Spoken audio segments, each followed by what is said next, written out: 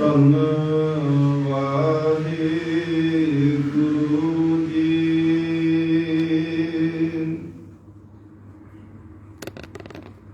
ਜਿਤਾ ਸਮੁੰਦ ਸਾਗਰ ਨੀਰ ਭਰਿਆ,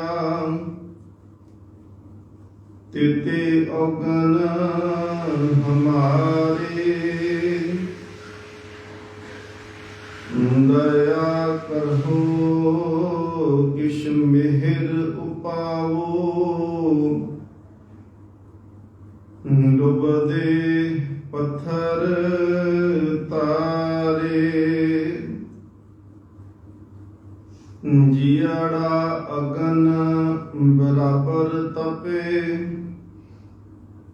ਭੀਤਰ ਵਗੈ ਕਾਤੀ। ਪ੍ਰਣਵਤ ਨਾਨਕ ਹੁਕਮ ਪਛਾਨੈ, ਸੁਖ ਹੋਵੈ ਦਿਨ ਰਾਤੀ।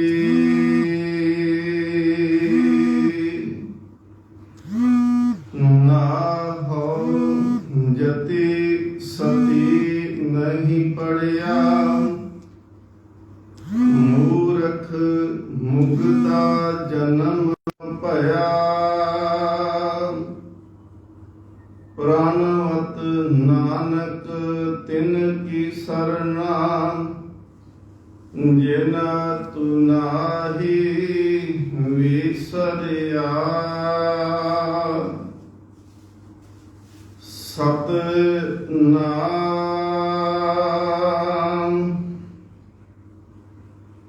ਸ਼੍ਰੀ ਵਾਹਿਗੁਰੂ ਜੀ।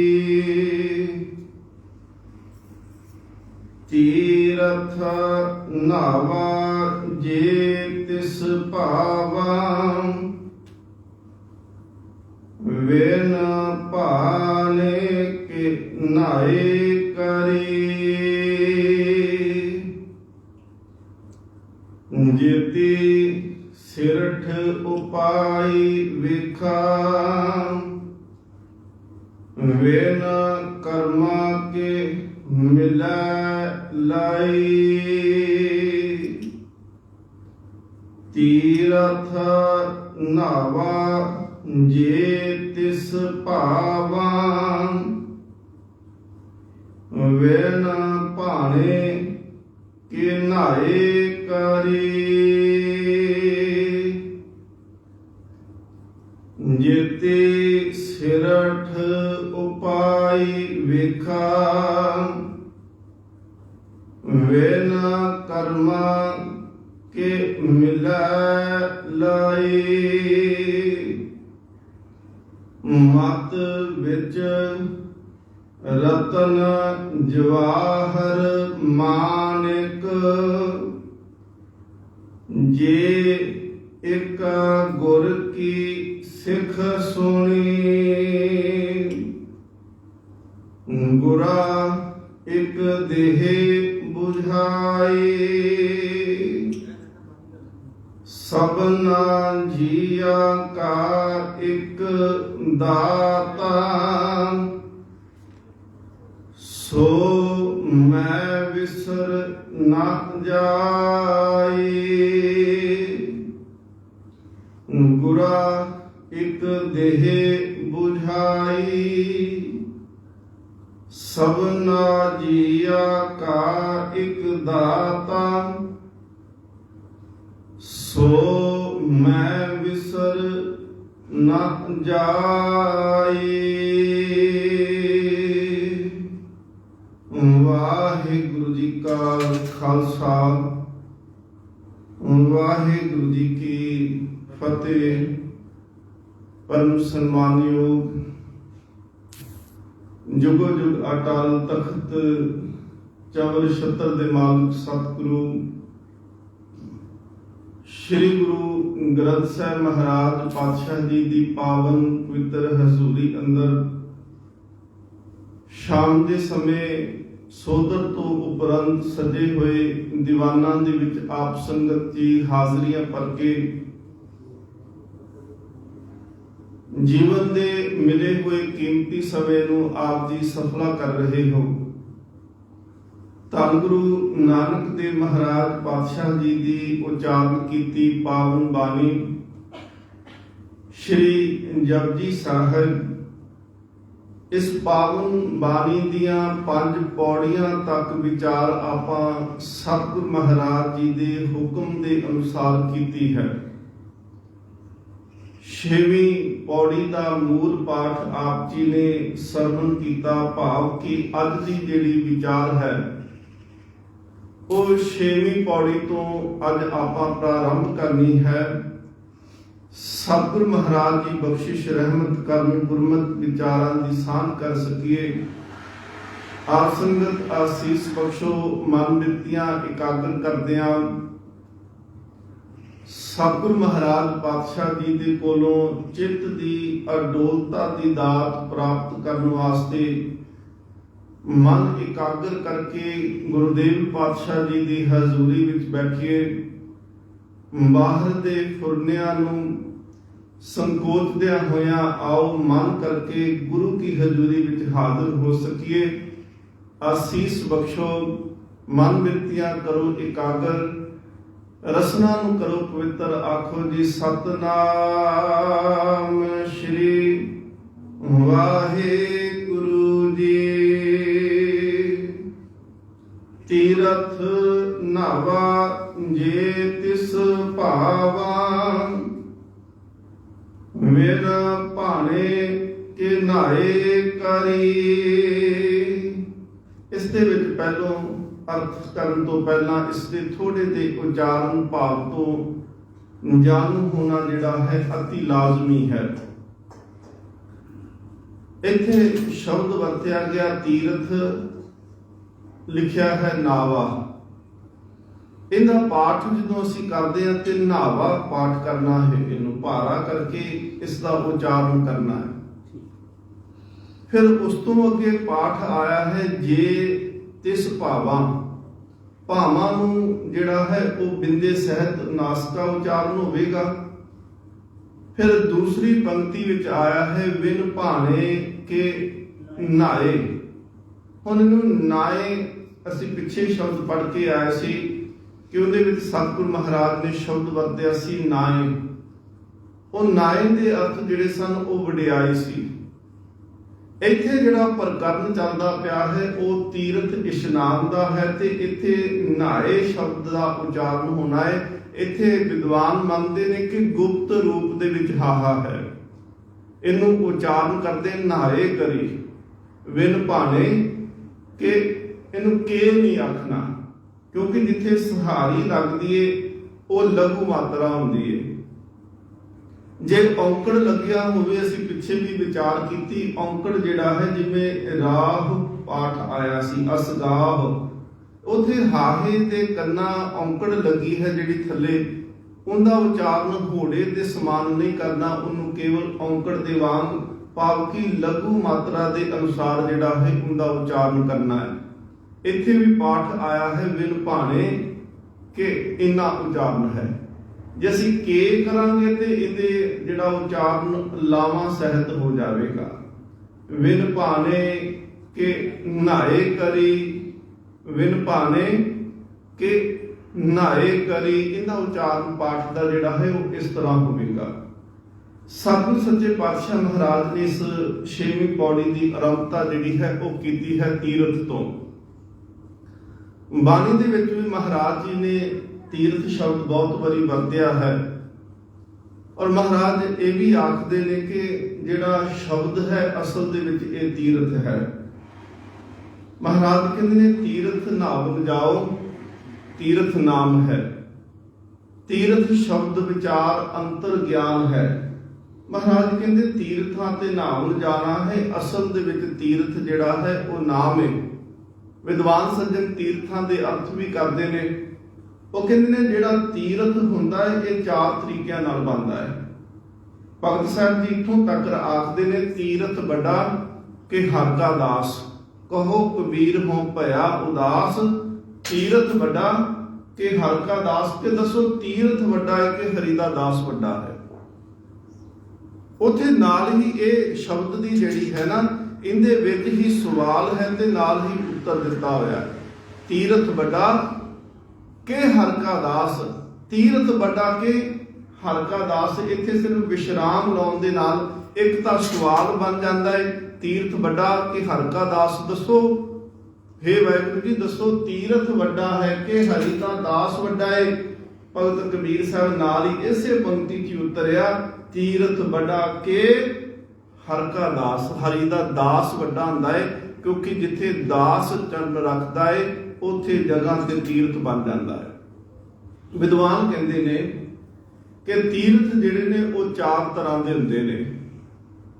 ਪਹਿਲਾ ਤੀਰਥ ਉਹ ਹੁੰਦਾ ਹੈ ਕਿ ਜਿੱਥੇ ਕਿਸੇ ਰੱਬੀ ਪੁਰਸ਼ ਨੇ ਅਵਤਾਰ ਧਾਰਨ ਕੀਤਾ ਹੋਵੇ। ਹੁਣ ਤੁਸੀਂ ਅੰਦਾਜ਼ਾ ਲਾ ਕੇ ਦੇਖੋ ਕਿ ਜਿਹੜਾ ਇਹ ਧਰਤੀ ਸੀ, ਪੰਜਾਬ ਦੀ ਧਰਤੀ, ਅਣਵੰਡਿਆ ਪੰਜਾਬ, ਜਿਹਨੂੰ ਰਾਏ ਤੇ ਭੋਏ, ਰਾਏ ਬੁਲਾਰ ਦੇ ਪਿਤਾ ਦਾ ਨਾਮ ਹੈ। ਰਾਏ ਬੁਲਾਰ ਦੇ ਪਿਤਾ ਦਾ ਨਾਮ ਹੈ ਰਾਏ ਭੋਏ, ਤੇ ਰਾਏ ਭੋਏ ਦੇ ਪਿਤਾ ਦਾ ਨਾਮ ਹੈ ਜਾਮਾ ਰਾਏ। ਤੁਸੀਂ ਕਿਤੇ ਤਰਨਤਾਰਨ ਦੇ ਇਲਾਕੇ ਵਿੱਚ ਜਾਓ ਨਾ, ਤੇ ਜਿਹੜਾ ਨਸ਼ਹਿਰਾ ਪੰਨੂਆ ਹੈ ਉਹਦੇ ਲਾਗੇ ਇੱਕ ਪਿੰਡ ਪੈਂਦਾ ਹੈ ਜਿਹਦਾ ਨਾਮ ਹੈ ਰਾਏ ਭੋਏ ਦੇ ਪਿਤਾ ਜੀ ਦੇ ਦਾਦਾ ਜੀ ਦੇ ਨਾਮ ਤੇ ਜਾਮਾ ਰਾਏ। ਜਾਮਾ ਰਾਏ ਦਾ ਅੱਗੇ ਪੁੱਤਰ ਹੈ ਰਾਏ ਭੋਏ, ਰਾਏ ਭੋਏ ਦਾ ਅੱਗੇ ਪੁੱਤਰ ਹੈ ਰਾਏ ਬੁਲਾਰ। ਹੁਣ ਦੇਖੋ, ਇਹ ਜਦੋਂ ਕਿਸੇ ਕੋਲ ਕੋਈ ਤਾਕਤ ਹੁੰਦੀ, ਅੱਜ ਵੀ ਲੋਕੀ ਜਦੋਂ ਸੰਪੰਨ ਹੋ ਜਾਂਦੇ ਨੇ, ਕਿਸੇ ਕੋਲ ਧਨ ਬਹੁਤਾ ਹੋਵੇ ਤੇ ਉਹ ਇੱਕ ਜਗ੍ਹਾ ਖਰੀਦ ਲੈਂਦੇ ਨੇ। ਜਗ੍ਹਾ ਖਰੀਦ ਕੇ ਤੇ ਉੱਥੇ ਫਿਰ ਪਲਾਟ ਕੱਟ ਲੈਂਦੇ ਨੇ ਤੇ ਕੋਸ਼ਿਸ਼ ਇਹ ਕਰਦੇ ਆ ਕਿ ਇਸ ਕਲੋਨੀ ਦਾ ਨਾਮ ਜਿਹੜਾ ਰੱਖਣਾ ਹੈ ਅਸੀਂ ਆਪਣੀ ਮਰਜ਼ੀ ਅਨੁਸਾਰ ਰੱਖ ਸਕੀਏ।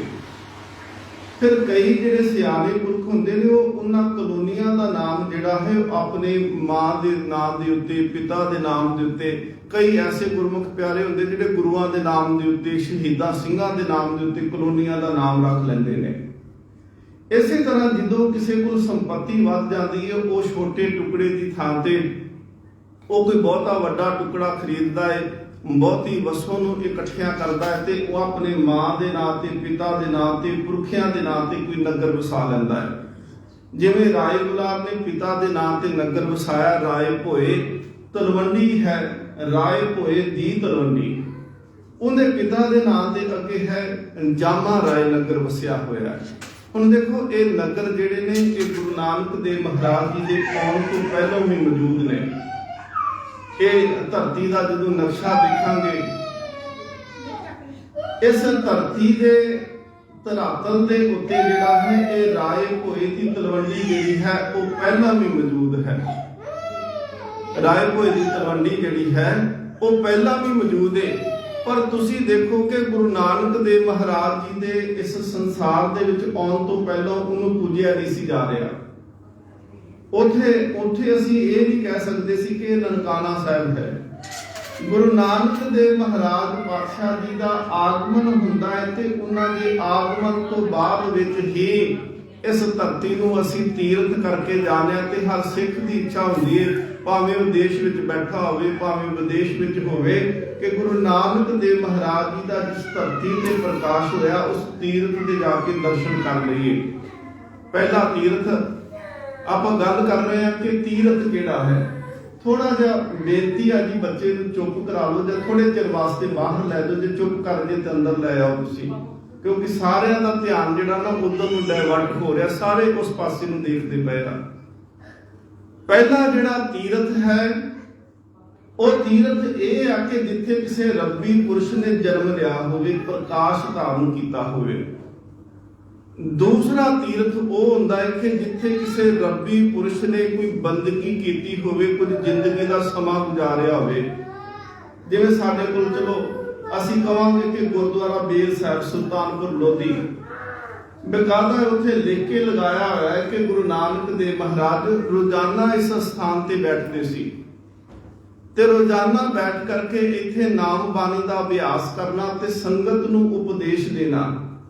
ਉੱਥੇ ਸਮਾਂ ਲਿਖਿਆ ਗਿਆ ਹੈ ਕਿ ਮਹਾਰਾਜ ਉੱਥੇ ਲੰਮਾ ਸਮਾਂ, ਕਈ ਸਾਲ ਦਾ ਸਮਾਂ ਔਰ ਅੱਜ ਤੁਸੀਂ ਉੱਥੇ ਜਾਓਗੇ ਤੇ ਇਸੇ ਸ਼ਰਧਾ ਨਾਲ ਜਾਂਦੇ ਹੋ ਕਿ ਮਹਾਰਾਜ ਜੀ ਦੇ ਇੱਥੇ ਚਰਨ ਪਏ, ਉਹਨਾਂ ਨੇ ਬੰਦਗੀ ਕੀਤੀ। ਉਹ ਸਥਾਨ ਜਿਹੜਾ ਉਹ ਬੇਰੀ ਸਾਹਿਬ, ਜਿਹੜੀ ਮਹਾਰਾਜ ਨੇ ਦਾਤਨ ਕਰਨੀ ਸੀ ਪਰ ਉਸ ਦਿਨ ਦਾਤਨ ਨਹੀਂ ਕੀਤੀ, ਮਹਾਰਾਜ ਨੇ ਉਹਨੂੰ ਵੇਈ ਦੇ ਕੰਢੇ ਦੇ ਉੱਤੇ ਗੱਡ ਦਿੱਤਾ। ਉਹ ਤੀਰਥ ਹੈ।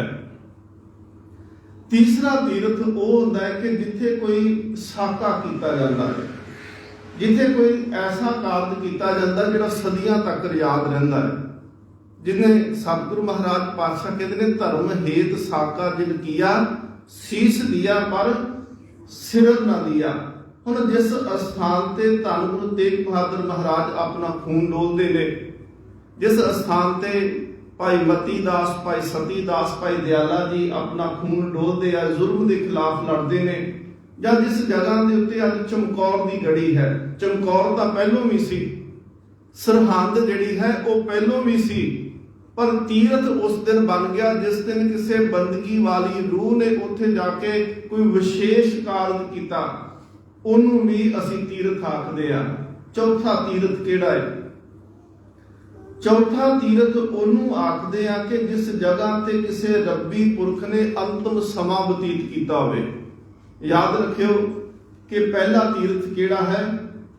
ਪਹਿਲਾ ਤੀਰਥ ਅਸੀਂ ਉਹਨੂੰ ਆਖਦੇ ਆ ਜਿੱਥੇ ਕਿਸੇ ਰੱਬੀ ਪੁਰਸ਼ ਨੇ ਜਨਮ ਲਿਆ, ਪ੍ਰਕਾਸ਼ ਧਾਰਨ ਕੀਤਾ, ਪੈਦਾ ਹੋਇਆ। ਦੂਸਰਾ ਤੀਰਥ ਉਹਨੂੰ ਆਖਦੇ ਜਿੱਥੇ ਬੈਠ ਕੇ, ਜਿਵੇਂ ਧੰਨ ਗੁਰੂ ਤੇਗ ਬਹਾਦਰ ਮਹਾਰਾਜ, ਉਹਨਾਂ ਦਾ ਸਥਾਨ ਹੈ ਜੀ ਬਾਬਾ ਬਕਾਲਾ ਸਾਹਿਬ।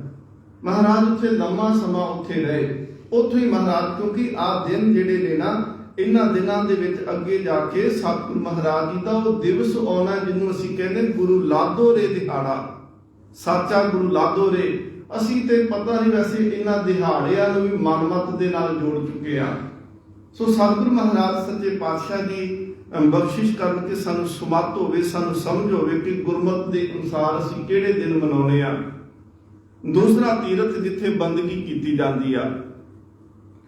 ਤੀਸਰਾ ਜਿਹੜਾ ਤੀਰਥ ਹੈ ਉਹ ਉਸ ਤੀਰਥ ਨੂੰ ਮੰਨਦੇ ਨੇ ਕਿ ਜਿੱਥੇ ਕੋਈ ਵਿਸ਼ੇਸ਼ ਭੂਮਿਕਾ ਨਿਭਾਈ ਗਈ ਹੋਵੇ, ਜਿੱਥੇ ਸਾਕਾ ਕੀਤਾ ਗਿਆ ਹੋਵੇ, ਜਿੱਥੇ ਕੋਈ ਵਿਸ਼ੇਸ਼ ਘਟਨਾ ਵਾਪਰੀ ਹੋਵੇ। ਜਿਵੇਂ ਸਤਿਗੁਰੂ ਸੱਚੇ ਪਾਤਸ਼ਾਹ ਮਹਾਰਾਜ ਜਾਂਦੇ ਨੇ ਹਸਨ ਅਬਦਾਲ, ਤੇ ਜਿਹੜਾ ਉੱਥੋਂ ਦਾ ਰਹਿਣ ਵਾਲਾ ਹੈ ਉਹ ਹੰਕਾਰੀ ਹੋ ਚੁੱਕਿਆ ਹੈ।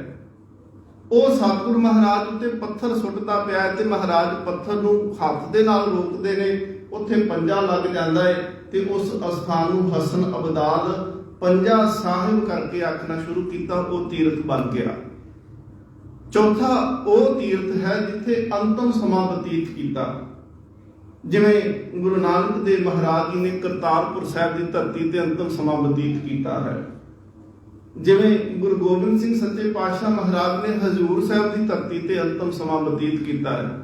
ਜਿਵੇਂ ਗੁਰੂ ਅੰਗਦ ਦੇਵ ਮਹਾਰਾਜ ਸੱਚੇ ਪਾਤਸ਼ਾਹ ਜੀ ਨੇ ਖਡੂਰ ਸਾਹਿਬ ਬਤੀਤ ਕੀਤਾ। ਜਿਵੇਂ ਗੁਰੂ ਅਮਰਦਾਸ ਮਹਾਰਾਜ ਜੀ ਨੇ, ਗੁਰੂ ਰਾਮਦਾਸ ਮਹਾਰਾਜ ਜੀ ਨੇ ਗੋਇੰਦਵਾਲ ਸਾਹਿਬ ਅੰਤਮ ਸਮਾਂ ਬਤੀਤ ਕੀਤਾ।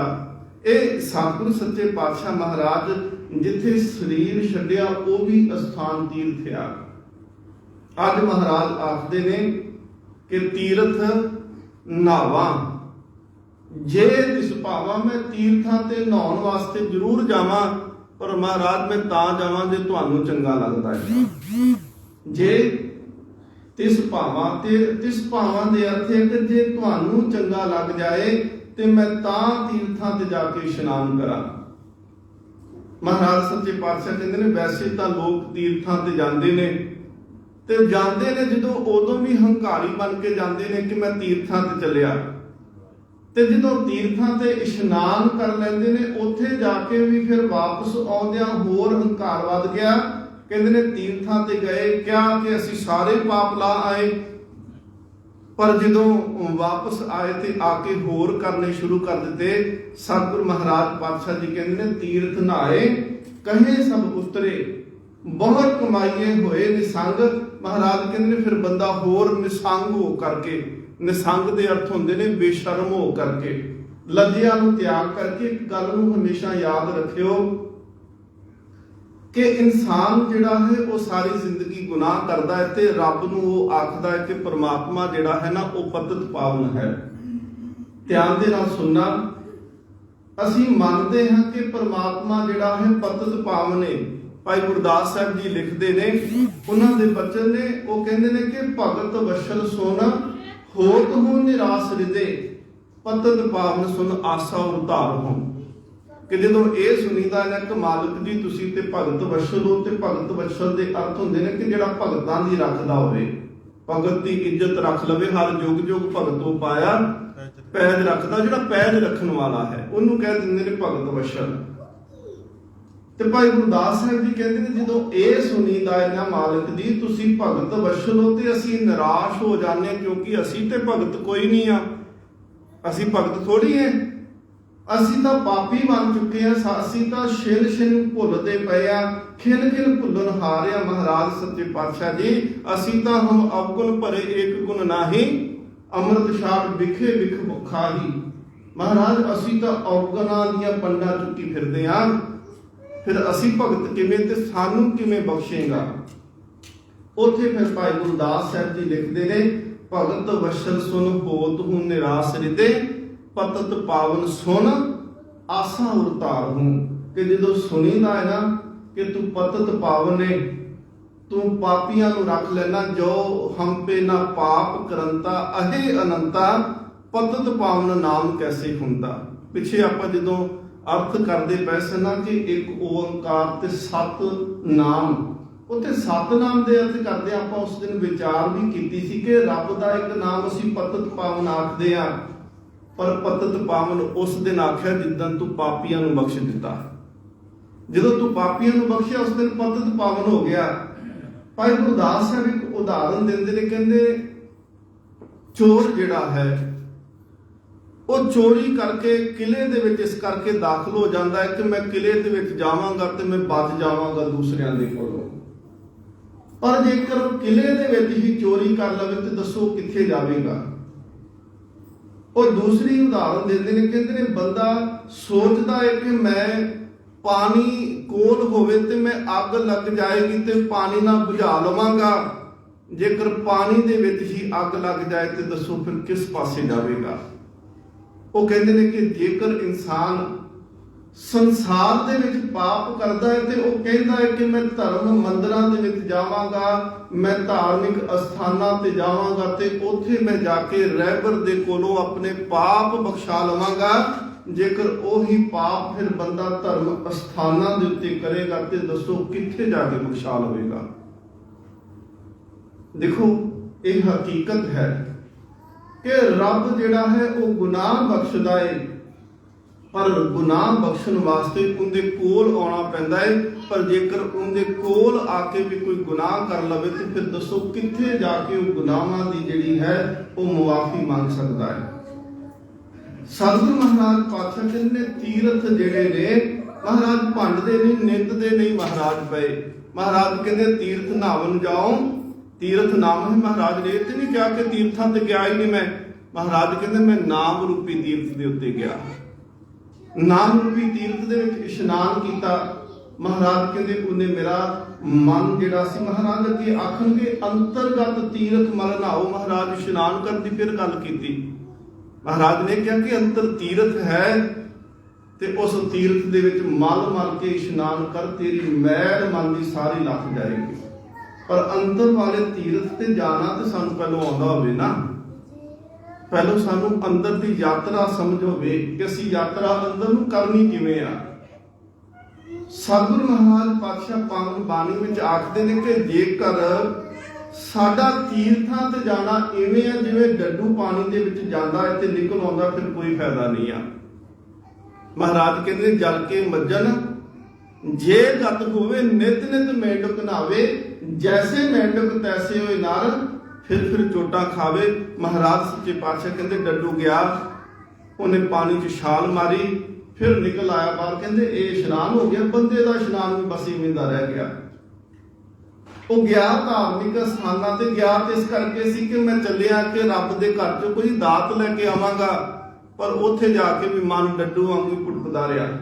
ਹੁਣ ਦੇਖੋ ਹਰਮੰਦਰ ਸਾਹਿਬ ਤੁਸੀਂ ਜਾਓ, ਹਰਮੰਦਰ ਸਾਹਿਬ ਦੇ ਸਰੋਵਰ ਦੇ ਵਿੱਚ ਤੁਹਾਨੂੰ ਮੱਛੀਆਂ ਜ਼ਰੂਰ ਦਿਸਣਗੀਆਂ, ਨਾ ਉੱਥੇ ਬਗਲਾ ਦਿਸੇਗਾ ਤੇ ਨਾ ਉੱਥੇ ਡੱਡੂ ਦਿਸੇਗਾ। ਨਹੀਂ ਤੇ ਵੈਸੇ ਤੁਸੀਂ ਦੇਖੋ ਜਿੱਥੇ ਪਾਣੀ ਹੋਏਗਾ ਉੱਥੇ ਡੱਡੂ ਵੀ ਹੋਣਗੇ, ਤੇ ਜਿੱਥੇ ਡੱਡੂ ਇਤਿਆਦਿਕ ਹੋਣਗੇ ਜਾਂ ਮੱਛੀਆਂ ਹੋਣਗੇ ਉੱਥੇ ਬੰਗਲਾ ਵੀ ਹੋਏਗਾ, ਪਰ ਇਹ ਦੋਵੇਂ ਉੱਥੇ ਨਹੀਂ। ਇਹ ਇਸ ਕਰਕੇ ਉੱਥੇ ਨਹੀਂ ਆ ਕਿਉਂਕਿ ਉਸ ਸਥਾਨ ਦੀ ਕਣ ਕਣ ਜਿਹੜੀ ਹੈ ਨਾ ਉਹ ਰਮਜ਼ ਦੇ ਵਿੱਚ ਹੈ, ਰਹੱਸ ਦੇ ਵਿੱਚ ਹੈ। ਡੱਡੂ ਦਾ ਸੁਭਾਅ ਤੇ ਉਹ ਟਿਕੇਗਾ ਨਹੀਂ, ਇੱਕਦਮ ਛਾਲ ਮਾਰੀ ਤੇ ਦੂਜੇ ਪਾਸੇ, ਇੱਕਦਮ ਮਾਰੀ ਤੇ ਦੂਜੇ ਪਾਸੇ। ਉਹ ਟਿਕਾ ਦਾ ਘਰ ਹੈ ਜਿਹੜਾ ਉੱਥੇ ਜਾ ਕੇ ਟਿਕ ਜਾਂਦਾ ਹੈ। ਸੱਚੇ ਪਾਤਸ਼ਾਹ ਮਹਾਰਾਜ ਉਹਦੇ ਹਿਰਦੇ ਦੇ ਵਿੱਚ ਨਾਮ ਰੂਪੀ ਹੀਰਾ ਰੱਖ ਦਿੰਦੇ ਆ। ਬਗਲੇ ਦੀ ਬਿਰਤੀ ਇਵੇਂ ਹੀ ਹੁੰਦੀ ਹੈ ਨਾ, ਉਹ ਬੜੇ ਚਾਅ ਦੇ ਨਾਲ, ਬੜੇ ਆਰਾਮ ਦੇ ਨਾਲ, ਟਿਕਾ ਦੇ ਨਾਲ ਇੱਕ ਲੱਤ ਦੇ ਉੱਤੇ ਜਿਹੜਾ ਹੈ ਉਹ ਪਾਣੀ ਦੇ ਵਿੱਚ ਖੜਾ ਹੋ ਜਾਂਦਾ ਹੈ। ਪਰ ਜਦੋਂ ਉਹਦੇ ਕੋਲ ਕੋਈ ਵੀ ਜੀਵ ਆਉਂਦਾ ਹੈ ਨਾ, ਕੋਈ ਡੱਡੀ ਆਈ, ਕੋਈ ਵੀ ਜੀਵ ਆਇਆ, ਉਹਨੇ ਉਸੇ ਵੇਲੇ ਉਹਨੂੰ ਧੌਣ ਤੋਂ ਫੜਿਆ ਤੇ ਉਹਨੂੰ ਖਾ ਗਿਆ। ਮਹਾਰਾਜ ਕਹਿੰਦੇ ਨੇ ਘੁੱਟ ਘੁੱਟ ਜੀਆਂ ਖਾਵਨੇ ਬੱਗੇ ਨਾ ਕਹੀਆਂ। ਮਹਾਰਾਜ ਨੇ ਜਿਹੜਾ ਸ਼ਬਦ ਸੱਜਣ ਦੇ ਪ੍ਰਥਾਏ ਉਚਾਰਨ ਕੀਤਾ ਹੈ, ਉੱਜਲ ਕਹਿਆ ਚਿਲਕਣਾ ਘੋਟਮ ਕਾਲੜੀ ਮਸ, ਧੋਤਿਆਂ ਝੂਠ ਨਾ ਉਤਰੇ, ਜੇ ਸੋ ਢੋਵਾਂ ਤਿਸ ਸੱਜਣ ਸਹੀ ਨਾਲ, ਮੈਂ ਚਲਦਿਆਂ ਨਾਲ ਚਲਨ, ਜਿੱਥੇ ਲੇਖਾ ਮੰਗੀਏ ਤਿੱਥੇ ਖੜੇ ਦਿਸਨ। ਮਹਾਰਾਜ ਕਹਿੰਦੇ ਬੱਗਾ ਬੱਗੇ ਕੱਪੜੇ ਤੀਰਥ, ਇੱਥੇ ਵੀ ਸ਼ਬਦ ਆਇਆ ਤੀਰਥ ਤੇ ਚਿੱਟੇ ਕੱਪੜੇ। ਮਹਾਰਾਜ ਕਹਿੰਦੇ ਨੇ ਚਿੱਟੇ ਜਿਨਕੇ ਕੱਪੜੇ, ਮੈਲੇ ਚਿੱਤ ਕਠੋਰ, ਤਿੰਨ ਮੁਖ ਨਾਮ ਨਾ ਉਪਜੇ, ਦੂਜਾ ਵਿਆਪੇ ਚੋਰ। ਮਹਾਰਾਜ ਕਹਿੰਦੇ ਕੱਲਾ ਬੱਗਿਆਂ ਵਾਂਗੂ ਚਿੱਟੇ ਕੱਪੜੇ ਪਾ ਕੇ ਤੀਰਥਾਂ ਦੇ ਉੱਤੇ ਜਾ ਕੇ ਬੈਠ ਗਿਆ। ਬੱਗਾ ਬੱਗੇ ਕੱਪੜੇ ਤੀਰਥ ਮੰਜ ਵਸਨ, ਘੁੱਟ ਘੁੱਟ ਜੀਆਂ ਖਾਵਨੇ ਬੱਗੇ ਨਾ ਕਹਿਣ। ਮਹਾਰਾਜ ਕਹਿੰਦੇ ਇਹ ਬਾਹਰੋਂ ਪਾਏ ਚਿੱਟੇ ਕੱਪੜੇ ਅੰਦਰ ਦੀ ਮੈਲ ਨੂੰ ਨਹੀਂ ਲੁਕੋ ਸਕਦੇ, ਅੰਦਰ ਫਿਰ ਮੈਲੇ ਦਾ ਮੈਲਾ। ਮਹਾਰਾਜ ਅੱਜ ਆਖਦੇ ਨੇ ਕਿ ਤੀਰਥ ਨਹਾਵਾਂ ਮੈਂ, ਤੀਰਥਾਂ ਤੇ ਨਹਾਵਾਂ ਜ਼ਰੂਰ, ਪਰ ਮੈਂ ਨਹਾਵਾਂ ਤਾਂ ਜੇ ਤਿਸ ਭਾਵਾਂ, ਜੇ ਤੈਨੂੰ ਚੰਗਾ ਲੱਗਦਾ ਤੇ ਤਾਂ ਮੈਂ ਤੀਰਥਾਂ ਤੇ ਜਾਵਾਂ। ਇੱਕ ਤਾਂ ਇੱਥੇ ਮਹਾਰਾਜ ਨੇ ਤੀਰਥ ਦੀ ਗੱਲ ਕੀਤੀ ਆ। ਦੂਸਰਾ ਸੱਚੇ ਪਾਤਸ਼ਾਹ ਮਹਾਰਾਜ ਕਹਿੰਦੇ ਨੇ ਕਿ ਤੈਨੂੰ ਭਾ ਜਾਏ। ਇਹ ਭਾ ਜਾਏ ਸ਼ਬਦ ਜਿਹੜਾ ਹੈ ਬਹੁਤ ਪਿਆਰਾ ਹੈ ਤੇ ਇਹਦੇ ਵਿੱਚ ਹੀ ਸਾਰੀ ਸਿੱਖੀ ਸਮੋ ਜਾਂਦੀ ਆ। ਭਾ ਜਾਣਾ, ਇਹਨੂੰ ਮਹਾਰਾਜ ਪਿੱਛੇ ਕਹਿ ਕੇ ਹੁਕਮ ਰਜ਼ਾਈ ਚੱਲਣਾ, ਇਹਨੂੰ ਹੁਕਮ ਕਿਹਾ, ਇਹਨੂੰ ਰਜ਼ਾ ਕਿਹਾ, ਇਹਨੂੰ ਭਾਣਾ ਕਿਹਾ। ਇਹਨੂੰ ਮਹਾਰਾਜ ਕਹਿੰਦੇ ਤੈਨੂੰ ਭਾ ਜਾਏ, ਤੈਨੂੰ ਚੰਗਾ ਲੱਗ ਜਾਏ। ਮਹਾਰਾਜ ਮੈਂ ਤੀਰਥਾਂ ਤੇ ਜਾਣ ਨੂੰ ਵੀ ਤਿਆਰਿਆ, ਵਿਨ ਭਾਣੇ ਕਿ ਨਹਾਏ ਕਰੀ। ਜੇ ਤੈਨੂੰ ਚੰਗਾ ਨਹੀਂ ਲੱਗਦਾ ਤੇ ਫਿਰ ਮੇਰਾ ਤੀਰਥਾਂ ਤੇ ਗਿਆ ਦਾ ਕੋਈ ਫਾਇਦਾ ਨਹੀਂ। ਵਿਨ ਭਾਣੇ, ਇੱਥੇ ਸ਼ਬਦ ਨਹਾਏ, ਨਹਾਏ ਕਰੀ ਪੜਨਾ ਹੈ। ਵਿਨ ਭਾਣੇ, ਜੇ ਤੈਨੂੰ ਚੰਗਾ ਨਹੀਂ ਲੱਗਾ। ਵਿਨ ਦੇ ਅਰਥ ਨੇ ਜੇ ਤੂੰ ਨਹੀਂ ਇਹਨੂੰ ਪਸੰਦ ਕੀਤਾ, ਤੈਨੂੰ ਚੰਗਾ ਨਹੀਂ ਲੱਗਿਆ। ਵਿਨ ਭਾਣੇ ਕਿ ਨਹਾਏ ਕਰੀ, ਫਿਰ ਮੇਰੇ ਉੱਥੇ ਜਾ ਕੇ ਨਹਾਉਣ ਦਾ ਕੀ ਲਾਭ। ਅਸੀਂ ਜਦੋਂ ਵੀ ਜਾਂਦੇ ਹਾਂ ਸਾਡੇ ਵਾਸਤੇ ਤੇ ਸਾਡੇ ਧਾਰਮਿਕ ਸਥਾਨ ਤੀਰਥ ਆ ਨਾ, ਪਰ ਉੱਥੇ ਤੀਰਥਾਂ ਤੋਂ ਜਾਣ ਤੋਂ ਇਨਕਾਰੀ ਨਹੀਂ ਅਸੀਂ ਹੋ ਸਕਦੇ, ਨਾ ਹੀ ਉੱਥੋਂ ਦੇ ਦਰਸ਼ਨ ਇਸ਼ਨਾਨਾਂ ਤੋਂ ਇਨਕਾਰੀ ਹੋ ਸਕਦੇ ਆ। ਪਰ ਜਦੋਂ ਅਸੀਂ ਜਾਣਾ ਵਾ, ਸਾਡੀ ਜਾਨ ਦੀ ਬਿਰਤੀ ਨਾ ਤੇ ਡੱਡੂ ਵਰਗੀ ਹੋਵੇ ਤੇ ਨਾ ਹੀ ਬਗਲੇ ਵਰਗੀ ਹੋਵੇ। ਬਗਲਾ ਇੱਕ ਲੱਤ ਤੇ ਖਲੋਤਾ ਰਿਹਾ, ਅੱਖਾਂ ਵੀ ਬੰਦ ਕਰ ਛੱਡੀਆਂ, ਅਡੋਲ ਵੀ ਬੈਠਾ ਰਿਹਾ। ਇੱਕ ਵਿਦਵਾਨ ਅਸ਼ਟਵਾ ਬੱਕਰ ਹੋਇਆ ਜੀ ਰਿਸ਼ੀ, ਉਹਦੇ ਸਰੀਰ ਨੂੰ ਨਾ ਜਦੋਂ ਤੁਰਦਾ ਸੀ ਨਾ 8 ਵਾਲ ਪੈਂਦੇ ਸੀ। ਉਹਨੇ ਇੱਕ ਗ੍ਰੰਥ ਵੀ ਲਿਖਿਆ, ਉਹਨੂੰ ਕਹਿੰਦੇ ਸੀ ਮਹਾਗੀਤਾ। ਮਹਾਗੀਤਾ ਨਾਮ ਦਾ ਉਹਨੇ ਗ੍ਰੰਥ ਲਿਖ ਦਿੱਤਾ। ਉਹ ਇੱਕ ਦਿਨ ਤੁਰਿਆ ਜਾਂਦਾ ਹੈ ਤੇ ਤੁਰਿਆ ਜਾਂਦਾ ਉਹਨੇ ਕੀ ਦੇਖਿਆ, ਬਗਲਾ ਇੱਕ ਲੱਤ ਤੇ ਖਲੋਤਾ ਹੈ, ਅਡੋਲ ਖਲੋਤਾ ਹੈ, ਅੱਖਾਂ ਬੰਦ ਨੇ ਬਗਲੇ ਦੀਆਂ, ਬਿਲਕੁਲ ਕੋਈ ਹਿਲਦਾ ਜੁਲਦਾ ਨਹੀਂ। ਕਹਿੰਦਾ ਜੇ ਗੁਰੂ ਹੋਵੇ ਤੇ ਬਗਲੇ ਵਰਗਾ ਹੋਵੇ। ਗੁਣ ਉਹਦਾ ਗ੍ਰਹਿਣ ਕੀਤਾ, ਪਰ ਅਗਲੇ ਹੀ ਪਲ ਕੀ ਦੇਖਿਆ ਉਹਨੇ, ਉਸੇ ਵੇਲੇ ਜਦੋਂ ਕੋਈ ਲਾਗੇ ਜੀਵ ਆਇਆ ਉਹਨੇ ਚੁੰਝ ਮਾਰੀ, ਉਹਨੂੰ ਫੜ ਕੇ ਖਾਣ ਲੱਗੇ। ਕਹਿੰਦਾ ਨਹੀਂ ਆਹ ਗੁਣ ਨਹੀਂ ਲੈਣਾ ਤੇਰੇ ਤੋਂ। ਉਹਨੇ ਕਹਿੰਦੇ ਨੇ ਵਿਦਵਾਨ ਕਿ 27 ਗੁਰੂ ਨੇ, ਜਿਨ੍ਹਾਂ ਵਿੱਚ ਕੁੱਤੇ ਨੂੰ ਵੀ ਉਹਨੇ ਗੁਰੂ ਧਾਰਨ ਕਰ ਲਿਆ ਕਿ ਵਫਾਦਾਰੀ ਹੋਵੇ ਤੇ ਕੁੱਤੇ ਵਰਗੀ ਹੋਵੇ। ਸਤਿਗੁਰੂ ਮਹਾਰਾਜ ਪਾਤਸ਼ਾਹ ਕਹਿੰਦੇ ਨੇ ਕਿ ਪਰਮਾਤਮਾ ਨੂੰ ਚੰਗਾ ਲੱਗ ਜਾਏ ਤੇ ਜਦੋਂ ਤੂੰ ਜਾਵੇਂ ਪਰਮਾਤਮਾ ਦੇ ਚੰਗੇ ਲੱਗਣ ਤੋਂ ਭਾਵੇਂ ਨਹੀਂ ਕਿ ਤੂੰ ਕਵੇਂ ਕਿ ਜੀ ਗੁਰੂ ਨੇ ਤੇ ਇਨਕਾਰ ਕਰ ਦਿੱਤਾ, ਨਹੀਂ ਬਿਨ ਭਾਣੇ ਕੇ ਨਹਾਏ ਕਰੀ। ਹੁਣ ਜਾਣ ਦੀ ਲੋੜ ਕੋਈ ਨਹੀਂ, ਜਾਣਾ ਜ਼ਰੂਰ ਹੈ ਪਰ ਅਧਿਆਤਮਿਕ ਰਸਤੇ ਦਾ ਪਾਣੀ ਜ਼ਰੂਰ ਬਣਨਾ ਹੈ, ਬਿਰਤੀ ਨੂੰ ਸੁਧਾਰ ਕੇ ਜਾਣਾ। ਮੈਂ ਜਿਸ ਦਿਨ ਆਪਾਂ ਪਿਛਲੇ ਪਾਸੇ ਪਿਛਲੀ ਵੀਕ ਕਥਾ ਕਰਕੇ ਗਏ ਸੀ ਤੇ ਉਦੋਂ ਹਰਮੰਦਰ ਸਾਹਿਬ ਦੀ ਆਪਾਂ ਗੱਲ ਕਰਦਿਆਂ ਆਖਿਆ ਸੀ ਕਿ ਸੱਚਖੰਡ ਹਰਮੰਦਰ ਸਾਹਿਬ ਜਿਹੜਾ ਹੈ ਉਹ ਸ਼ੀਸ਼ਾ ਹੈ, ਜੈਸੀ ਭਾਵਨਾ ਲੈ ਕੇ ਜਾਓਗੇ ਤੈਸਾ ਅੱਗੋਂ ਫਲ ਮਿਲ ਜਾਏਗਾ। कोई किसी तरह की भावना लैके गया, जे कोई बुरी भावना लैके गया, उन्हां दे सिर जिहड़े सी वो लथ गए थे, उन्हां दे सिरां दे नाल सिखां ने खुंडी खिंदो खुंडी खेडी मस्से रंगड़ वर्गियां दे। जेकर उत्थे कोई भावना चंगी लैके गया तो महाराज ने उनका सीस चरनां विच रख लिया। उनके सीस नूं अज भी नमस्कार करते हैं बाबा दीप सिंह जी। महाराज कहते हैं सतगुर आगे सीस भेट दिओ, जे सतगुर साचे भावे, जे गुरु दे कोल आउणा ते मत नूं गुरु दे अगे भेटा करनी सिख। जे अपनी मत अगे लिया के रख लई ना, फिर गुरु की मत नहीं ली जानी, क्योंकि अपनी मत ने कहना कि तू सियाना आ काम क्यों करना, हर गल ते तू किंतु करेगा। पर जिदन महाराज कहते ना सतगुरु महाराज जी के वचन असीं पढ़ते हैं, गुर की मत तो लिह इयाने, इयाना कहते ने ना समझ लूं, जिन्हों बहुत ही सियाणप ना होवे। महाराज कहते तू इन्ना सियाना नहीं कि गुरु नूं मतां दे सकदा होवे। एक काम कर सकता है कि गुरु की मत नूं ग्रहण कर ला, गुर की मत तू लिह इयाने, ना बिना मोह डूबे सियाने। जिहड़े अपने आप सियाने ने, जिन्हों महाराज कहते सी कि सहस सियाणपा लख होहे, तां एक ना चले नाल महाराज कहते ये सियाणपा वाले इत्थे ही लुक जाते आ। सच्चे पातशाह महाराज कहते बिन भाने के नाए, उचारण फिर कहते दोहरा दईए कि तीरथ नावा, जे तिस भावा विन भाने के नाए कवि। अगे है जी जेती सिरठ उपाई वेखा। हुण इनू सिरठी नहीं कहना, इनू सृष्टि नहीं कहना। इत्थे पाठ है सिरठ, ते सिरठ लिखिया ते सिरठ ही उचारण करना। अर्थ जदों करांगे उदों इहदे अर्थ सृष्टि ही होणगे, पर जो उचारण लिखिया है उन्होंने असीं उचारण सही जिद्दां लिखिया उवें करना है। महाराज कहते आ जिन्नी सृष्टि, जिन्नी आ धरती कायनात तुसीं पैदा हुई देखते हो ना, महाराज कहते जेती सिरठ उपाई वेखा। उपाई तो भाव हुंदा कि पैदा की हुई, बनी हुई तुसीं देखते हो। बिन कर्मा के मिले लई।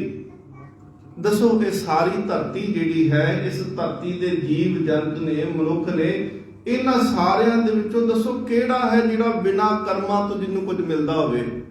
बिन कर्मा के मिले लई, बिना कर्मा तो प्राप्ति नहीं। ते महाराज कहंदे ने मत विच रतन जवाहर मानिक, इनू मानक नहीं कहना, इनू मानिक, नाने नूं सिहारी दे नाल नन्ने दी आवाज नहीं देनी, मानक।